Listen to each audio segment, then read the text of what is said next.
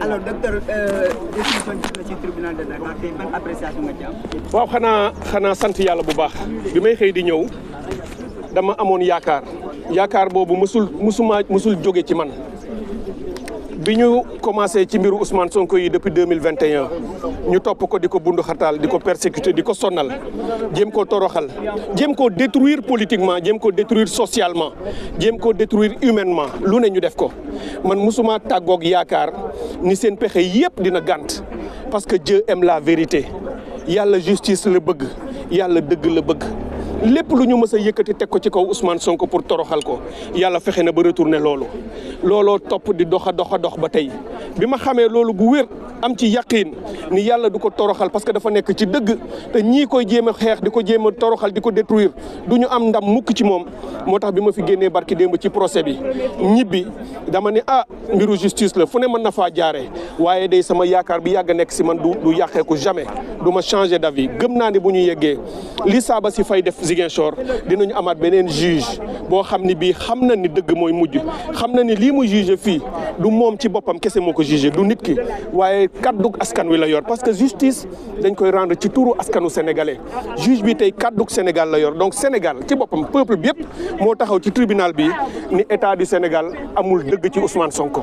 juge bi ci kaddu Sénégal dafa ni Ousmane Sonko moo am dëgg ci seen kaw Ousmane Sonko li ñu ko génnee ci liste électorale yi jaaduwul ku wax nag li ñu ko génnee ci liste électorale yi jaaduwul wax nga ni li taxoon ñu génnee ko maanaam ñu jàpp ni ñoom dañ koo daan ci procès contumace ak yooyu loolu lépp boo ko raisonné day wane ni màbb na donc Ousmane Sonko li ma ciy njëkk a jàngat mooy et ma bëgg Macky Sall dégg ma bu baax a baax le président Macky Sall tey dinaa ko wax président de la République Macky Sall dama bëgg mu tirer ci toutes les conséquences mu xam ni mënul am ndam ci Ousmane Sonko mënul nekk parce que kenn mënul am ndam ci sa askan benn njiit ci àddina ba àddina sosoo ba tey mësuloo song sa askan xeex ak ñoom am ci ndam mësul am. mais est-ce que ragaloo leen parce que yaa ngi ànd ak mbégte ragaloo leen comme ni ko maître Massokhna Kane waxee sànq beneen galgal génnaat ci diggante. gis nga galgal mooy li ma wax ni ma waxee dafay tax nga comprendre ak lu mën a génn Ousmane Sonko am na ndam ba noppi ñaata galgal la ñu génnee kan ci ñoom moo yaakaaroon ni bu ñu ñëwee fii tey dinañu am lii am nañu droit ñoom def recours am nañ ko état bi mën naa ni du ñu ko jox benn fiche parce que dañuy demaat ak moom ci yoon may na leen ko loolu moo tax ma ni président Macky Sall jarul muy dem ci yoon jaratul ñuy def ci recours da ngay nangu ndogalu yàlla parce que demaat ci ndogal ci yoon mooy nga ni daanu naa jox na dëgg Ousmane Sonko waaye ba tey nanguwuma kan ngay xeexal kan ngay xeexal président Macky Sall kan lay xeexal est-ce que yàlla la bëgg a jàkkaar lool yàlla won na ko wanati ko nañu bàyyi Ousmane Sonko ñu xam ni tànneefu askan wi la askan du juum ndax askan dañu naan vox populi vox dei la voix du peuple et la voix de Dieu askan wi lii mu bëgg mooy li yàlla bëgg ci moom parce que yàlla moo koy dugal ci xolu doomu aadama yi ñu bëgg Ousmane Sonko nekk candidat Ousmane Sonko nekk seen candidat def nañu ba sonn mënul nekk nañu ko bàyyi mu bokk ci élection yi askanu Sénégal buñ ko tànnee mu nekk seen président ñu xam ni loolu la yàlla dogal ci moom bu fekkee dañu ragal naan bu Ousmane Sonko ñëwee dana leen toroxal Ousmane Sonko mi ma xam mën naa waat ci yàlla ni du jàkkaarloog doomu aadama di ko toroxal surtout pas un président Macky Sall buy doog a génn parce que toroxal ko mooy toroxal Sénégal li muy def te mu wóor ma ni bu doon man moom laay def keneen bu doon ci ñu ko bokk ci ñun moom ngay def mooy lépp loo xam ne yoonu Sénégal décidé na ko ci nit yaa xam ancien président nga wala ministre yoon dana def liggéeyam waaye du ñu jàpp nit naan ko ñu ngi koy ciblé di chasse aux sorcières di toroxal donc nañu ko bàyyi nañu jox fiche de parrainage yi Ayib Daffé son mandataire national nañ ko jox ay fiche am Ousmane Sonko dina tànn ndax day dem parrainage citoyen wala day jël ay député ñu parrainé ko le 26 balaa moo jot ñu jël caution mu déposer candidature am li ci des ñu bàyyi ko ci loxo yàlla loolu rek moo ci nekk. jamono ji mi ngi prison également nga foog ne yaa ngi wax ni c'est peu que ñu dugal recours te ñëpp am na ñu commencé xalaat ne est-ce que tamit forclos du am ci diggante bi. xam nga li ma bëgg a wax mooy Ousmane Sonko yàgg na leen wax te na ngeen ko déglu bu baax a baax mu ni moom jëmmam naam am na yaakaar parce que am na ko lu ko yàlla may moo tax ñi ko topp ko ndax kóolute bu ñu am ci moom bu yàlla dogalee ne mu taxaw nekk candidat gagné élection yi dina ko def incha allah waaye bu yàlla dogaloon moom mu war a sacrifier boppam parce que wax na ni boppam mësul tax moom muy xeex pour politique pour raayam wala yëkkati ko li tax muy xeex mooy projet politique bi mu yor te mooy projet bi gën ci Sénégal te man loolu moo tax ma ànd ak moom li am solo mooy ak lu mën a xew incha allah danañu def lépp pour que ce projet là mu gagné élection yii di ñëw lii ñuy xeex di ko def mooy Ousmane Sonko jiite ko waaye bu ñu defoon recours itam ba gàntal loolu yàlla dina def keneen ku Ousmane Sonko tànn ak ku mu mën a doon kooku dina gagné élection yi pour que projet Ousmane Sonko bi taxaw donc état boo xamee loolu da ngay daal di nangu ndogalu yàlla nga bàyyi ki nga xam ne mooy ndeyu mbili gi mu dem donc nañu comprendre ni amatul beneen possibilité bu ñu amul budul nañu bàyyi Ousmane Sonko mu dem mooy jàmmi ñëpp da ngay dégg xale yi sax di woy naan jàmmi Ousmane Sonko mooy jàmmi Sénégal tey nag raaya Sénégal jóg na drapeau bi jóg na justice réhabilité nañ ko dañu delloo justice mu déggoo waat ak askan wi yoon woowu la ñu continuer war a continuer jaar président Macky Sall bu mu ci teg tànkam na nangu rek ndogalu yàlla loolu rek laa koy ñaan tey mu fexe libérer Ousmane nañu libérer Sonko mu ñibbi ci këram parce que ku mel ni moom nga koy accuser de terroriste xam nga ni da ngay wax lu la neex nga naan rebelle la xam nga ni da ngay wax lu la neex rafetul sax ci deru askanu Sénégal nga naan ku mel ni leader de l'opposition dafay terroriste wala te xam nga ni loolu du dëgg nañu ko libérer mu ñibbi ñu bàyyi ko mu continuer son projet politique destin li yàlla bind ci moom ak foo mën a jaar dina am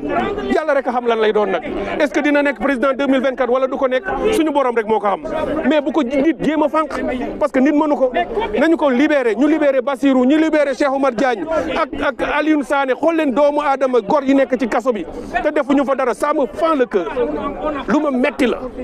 nañu leen bàyyi ñu libérer ces jeunes et ces femmes tas nañu kër yi ci lu dul dëgg Macky Sall na tirer les conséquences ñun ñoo xeex 2012 mu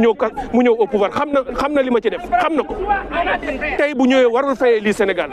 na apaiser ce pays nañu bàyyi que la démocratie sénégalaise s'installe qu'elle se fortifie qu'elle aille de l'avant je parle avec émotion parce que foofu la réew mi toll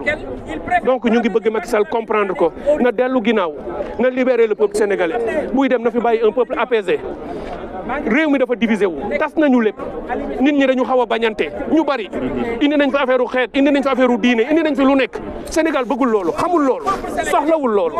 nañu delloo ci Sénégal c'est un grand peuple que nous avons peuple de paix et de dignité nañu fexe ba Sénégal 2024 ñu jël ko defaraat ko fii benn xale waru fay jël di daw bitim réew naan da ngay wuti alal li fi am du jeex li ñu yàlla may du jeex njiit yu baax rek lañu soxla te yàlla indi na njiit yu baax yooyu ba à 2 mois d'une élection nga ne duñ fi nekk askan wi kenn du ko fi nangu donc Macky Sall na dellu ginnaaw ngeen baal ma. asalaamaaleykum mbokk Sénégal dañuy sant yàlla julli ci yonent bi ñu ñëw fii altine talaata newoon nañu dañuy ñëw parce que am nañu confiance ci suñu justice bi ñu ñëwee tey bi ñuy ñëw également ñëwoon nañu ak xel bu dal alhamdulilah rabbil alamin dogal jib na juge Dakar dafa confirmer li juge Sabassi Faye waxoon Ziguinchor xamal na sénégalais yi ne li ñu génnee Ousmane Sonko ci liste yi jaarul ci yoon tegul ci yoon mu annulé ko ba pare mu ordonné ñu réintégrer Ousmane Sonko ci liste électorale yi loolu mooy tey jii Ousmane Sonko est électeur et éligible et Inch'Allah Ousmane Sonko le 25 février 2024 sera le 5e président du Sénégal. alhamdulilah rabbi. li si am solo ba am si solo mooy gannaaw nag mbir mi daanu na te décision bi ci domaine bi est exécutoire maanaam dañ tey jii normalement bu fekkee ay gentleman nañ ko seqal tey jii bu fekkee ay légaliste nañ ko seqal tey jii bu fekkee ay républicain nañ ko seqal tey jii Ousmane Sonko dina jot fiche am. dañuy wax ne ñoom après mën nañu Cour suprême encore. waaye dama ni même bu ñu demee Cour suprême ma ni nañ dem fu leen neex le recours n'est pas suspensif te Cour suprême sax rendre na décision bi wan le recours en la matière n'est pas suspensif kon li ci des mooy nga respecter décision de justice bi respecter décision de justice ñoom moo tax ñu forcé jël Ousmane Sonko yóbbu ko kaso nañu respecté justice bi nga xam ne moo ni Ousmane Sonko war naa nekk ci biir liste yi te la conséquence mooy Ousmane Sonko war naa nekk candidat parce que il est électeur et éligible te tous ses droits seront rétablis inchallah dama ni la qu'il se le tienne pour dit qu'il se le tienne pour dit et je demande à l'État solennellement à l'État du Sénégal de rester élégant par rapport à propos de cette décision de justice, de rester élégant envers le peuple sénégalais. Je pense que le moment est venu pour l'État de rectifier le tir et de se ressaisir. Lui montrer qu'en fait, ce n'est pas lui qui choisit le prochain président, mais c'est le peuple sénégalais. À part Dieu, seul le peuple est habilité à choisir qui va présider les prochaines 5 années les destinées du Sénégal, qui va présider aux destinées de ce peuple sénégalais. Nous sommes élégants, nous sommes rafetal. Comme nous sommes rafet, nous sommes rafet. Merci beaucoup. Je vais ajouter. Voilà, c'est Maître Étienne Dione. Étienne Dione, voilà. Et c'est un grand jour aujourd'hui. Un grand jour dans l'histoire judiciaire du Sénégal. Et pourquoi? Dans ma plaidoirie, je disais aux juges, il y a 2 manières d'entrer dans l'histoire. Soit on y entre tristement, soit on y entre glorieusement. Et le juge a choisi d'entrer glorieux. Des juges comme Mariam Diop Gueye, aux côtés de juges comme Ousmane Diagne, aux côtés de juges comme Sabassi. Aujourd'hui, le juge Racine Thion est entré dans l'histoire pour avoir dit et rien que dit le droit. Il n'y a rien d'extraordinaire, comme je le disais, mais il a pris son courage à 2 mains parce qu'il y a une minorité qui ne veut pas, qui s'oppose à la candidature de Ousmane Sonko. Et je dis, après avoir recueilli nos avis, il faudrait faire un tour en ville, faire un reportage pour savoir que la candidature de Ousmane Sonko est une demande sociale. La dernière fois, lorsqu'il y a eu le fake news, vous avez vu que les gens étaient sortis et avaient commencé à danser. Aujourd'hui, ce n'est pas une fausse alerte. Aujourd'hui, ce ne sera pas un fake news. Aujourd'hui, les gens vont vraiment danser et on va continuer à danser par la grâce de Dieu. Et je disais que dans cette affaire, il y a la main de Dieu. Le jour de l'audience, on a failli rater l'audience. Parce que l'audience est tenue dans une salle différente de celle marquée sur les convocations. C'est à quelques minutes près. Non, bon, le juge est de bonne foi. Hein? Peut-être qu'on a omis l'erreur de nous dire qu'on a changé de salle. Il s'est basé sur quel document? Il s'est basé. En fait, il n'a dit que le dispositif. Mais on peut penser, et à juste raison, qu'il s'est appuyé sur les arguments que nous avons soulevés pour dire que Ousmane, la mesure d'annulation était nulle et qu'il l'a annulée. Et les arguments étaient entre autres la contumace. Et les arguments étaient autres parce qu'avec son arrestation, il y a l'anéantissement de la décision. Et ils ont soulevé l'argument tiré de la forclusion de notre procédure.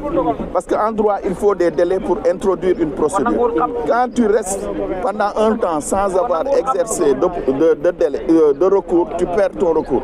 Et on a démontré que lui, détenu, ne pouvait recevoir ses correspondances tant à l'arrivée qu'au départ, qu'en respectant le décret de 2001 sur les établissements pénitentiaires et le règlement intérieur, ce qui n'a pas été respecté. Ils nous ont opposé cet argument pour faire annuler la mesure de non-acquiescement, l'acte délivré par le greffier. On leur a opposé, parallélisme des formes oblige, le même argument pour dire qu'il n'y a jamais eu de signification à Ousmane Sonko parce qu'ils n'ont pas pu sortir et jamais ils ne pourront sortir un document avec les empreintes de Ousmane Sonko. Parce que Ousmane, quelqu'un qui est détenu ne signe pas, il met ses empreintes. Et cela a été, ces arguments ont pesé dans la décision qui a été prise par le juge. Et encore une fois, faites un tour en ville et vous verrez que Ousmane incarne ou représente les espoirs de tout un peuple et au-delà du peuple sénégalais, de toute l'Afrique. Il faut voyager pour savoir que les autres, nos frères africains aiment Ousmane Sonko plus que nous, Sénégalais. Merci beaucoup. Sur l'aspect juridique de ce dossier, Ousmane Sonko a un dossier en béton. Et la décision d'aujourd'hui vient de confirmer la victoire du droit qu'il a emporté sur les autres considérations politiques. Il faut se féliciter. Il ne s'agit pas de la victoire d'un camp contre un autre. Il s'agit de la victoire de tous les Sénégalais. Il s'agit de la victoire du droit. Et le Sénégal vient une nouvelle fois se distinguer et s'affirmer comme étant un vrai champion de la démocratie en Afrique. Donc, quelles ont été les motivations du juge pendant son délibéré? Bon, il y a 3 aspects dans ce dossier. Tous ces aspects sont techniques, à savoir la compétence effectivement du tribunal d'instance. Et deuxièmement, l'absence de notification. Et de ce fait, on ne pouvait pas reprocher à M. Ousmane Sonko de n'avoir pas introduit sa requête dans le délai requis. Et puis, troisième point, et ça à mon avis c'est un élément extrêmement important, c'est la question de la contumace. Donc ces 3 questions ont été résolues et je pense qu'il faut savoir un moment siffler la fin de la récréation et rentrer dans des sujets importants. Il s'agit d'un dossier politique. Il faut enlever ce dossier au palais de justice et le replacer sur le terrain politique pour permettre aux acteurs politiques de mouiller leurs chemises et dire au Sénégalais ce dont ils ont comme projet, comme vision à proposer à ce peuple. Ce n'est plus un dossier judiciaire, c'est un dossier politique. Il faut que ce dossier retrouve son terrain, c'est le terrain politique. Et qu'on laisse les juges et les avocats tranquilles et que les politiques désormais s'occupent de leur combat politique. Voilà. Les avocats de l'État disent qu'ils ne vont pas lâcher. Quelle sera la suite? Ah ben écoutez, s'ils ne lâchent pas, nous on ne lâchera pas non plus. On est entraîné. delloon nañu sunu ndam muy wane que ne dëkk bi am na ay attekat yoo xam ne xam nañu li tax sunu borom bi tànn leen pour ñu at wallahi moom moo di am nañu xam-xam bi am nañu fit bi te it ñeme nañu wax dëgg wallahi lii doonul lu ñu bett wallahi dañoo ragaloon que ñu jaayaat ñu doole wante nañu xam ne que ab réew mënul dem fenn bu fekkee ne que justice bi dafay sooxe te tey jii dañu nekk ci un tournant boo xam ne que Sénégal dafay tegu ci raayu démocratie wala mu tegu ci raayu arbitraire dégg nga ak autoritarisme kon boog tey jii mun nañu wax ne que peuple sénégalais moom moo am ndam li avocat amu ko keneen amu ko ñaareel bi it moom moo di que addina bi kontante bi du yem rek ci ñun parce que addina bi yëpp xam nañ ne que tey jii Ousmane Sonko bu fekkee ne que bokkul ci élection yi loolu dafa wane ne que démocratie dee na fi te Sénégal la ñëpp jël mu mel ni jant ñu koy topp di ko roy kon boog alhamdulilah rabbil alamina dégg nga gàcce ngaalaama jërëjëf. mais est-ce que réellement am na lu dese waa état du Sénégal. yaakaar naa ne su fekkoon ne que ci làmb la dañuy naan galgal na ko dóor na ko ci suuf wante nag sëlëm baa ngi ci kanam. ñoo xam ku ñuy choisir mais ñun lu ñu bëggoon rek en tant qu'avocat mooy apporter suñu contribution à la libération du peuple, apporter suñu contribution à la démocratie parce que c'est ça le rôle de l'avocat. Donc comme je l'ai dit, kenn gagnewul, c'est le peuple sénégalais qui a gagné.